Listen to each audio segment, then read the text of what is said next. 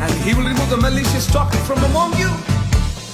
நுகத்தடி விரல் நீட்டை போக்கி நீபச்சொல்லை நடு நின்று நீக்கி நுகத்தடி விரல் நீட்டை போக்கி நீபச்சொல்லை நடு நின்று நீ